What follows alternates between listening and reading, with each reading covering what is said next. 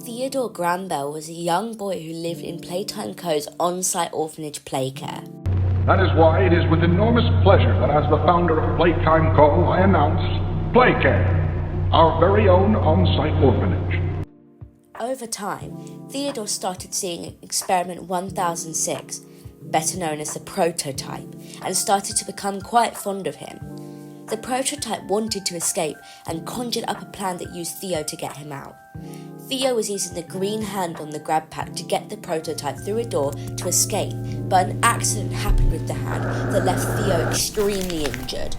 Instead of leaving while he had the chance, the Prototype got Theo and rushed him to Playtime Co medics to save him. Theodore's injuries were so severe that to save him, they had to experiment on him and ended up turning him into the bigger-bodied toy we know today, Catnap. Our very own on-site orphanage. Catnap started to call the Prototype as a god, and in Chapter 3, it's a school. we can even see him worshipping a shrine that he made specially for him. A place Catnap to was to belong. help the children in Playcare and was also given a non-lethal red gas that helped put children to sleep. Catnap eventually became loved by the children of Playcare and was a big success in the orphanage, but not so much on the outside world. Catnap was the main toy of a big line called the Smiling Critters, which had 5 other toys: Dog Day, Bubba Bubbaphant, Bobby Bear Hug, Picky Piggy, and Hoppy Hopscotch. Along with their release, Playtime Co put out a cartoon to promote them.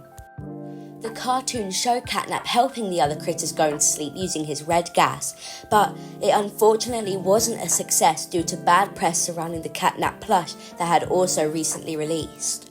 The Catnap plush had been released alongside plushies of the other Smiling Critters, but the Catnap plush was quickly recalled. The Catnap plush was meant to release a lavender scent that would slightly help the children fall asleep, but some toys were defective and released the red smoke used in the factory. The children that received the defective plushies reported extreme nightmares, and one child even reported seeing a colourless monster, who fans think is most likely the Prototype. However, parents across the country report their children experiencing strange and often violent nightmares, and beside them, their little, grinning Catnap doll. Even after the unsuccessful release, Catnap remained in Playcare until August 8th, 1995, when everything changed. This was the day that the Prototype decided to execute his plan of the Hour of Joy, and as a big follower, Catnap played a big part in it. He killed a lot of the employees down in Playcare, but people say that he made sure the orphans were safe during the gruesome attack. After the Hour of Joy, Playcare was owned by Catnap. He was the biggest threat in the area, and every remaining toy feared him. In Chapter 3, Ollie, who we now know as the Prototype, says that Playcare is Catnap's hunting ground, church, or whatever he wants it to be. Playcare is straight ahead. It's the home of Catnap, one of the Smiling Critters. There used to be 8 of them, I think. Now it's just him. Playcare is his church, his hunting ground, whatever he wants it to be.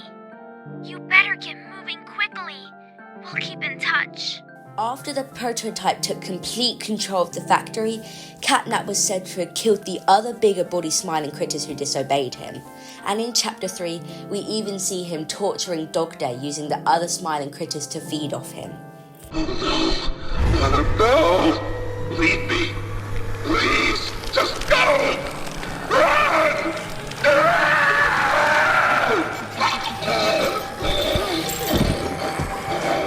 In Chapter 3 of Poppy Playtime, Catnap is the main antagonist who we have to defeat to get down to the prison. Throughout the game, he follows us and lurks in the shadows, watching our every move. After diverting the red gas, we end up having a big boss fight with Catnap, having to move batteries into different slots to block him from getting into the room to kill us. In the end, he gets in from the roof, and just as we think it's over, we shoot him with the green hand, replicating what happened to him when he was a young child. After getting the shock, the trapdoor on the roof opens, and the Prototype reaches out his hands as if to save him once again, and Catnap gets on his knees in front of his hands and instead of saving him, the prototype stabs his claw through Catnap's mouth and drags him up through the roof, leaving the player shocked at this twist of betrayal. Or was it a betrayal? There are a lot of different theories about this part of the game, as some people speculate that Catnap wasn't looking to be saved, and knew it was his time to go, so presented himself as a sacrifice to the prototype.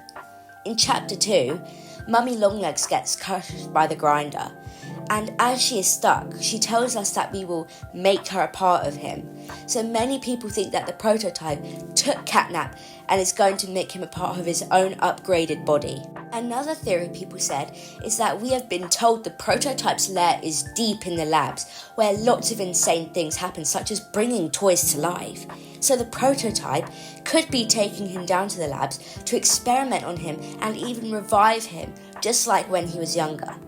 But until Chapter 5, it just remains a mystery. What do you think happens to Catnap, and do you reckon he will make an appearance in Chapter 5? Let me know down in the comments below. Thank you for watching, and subscribe for more Poppy Playtime content.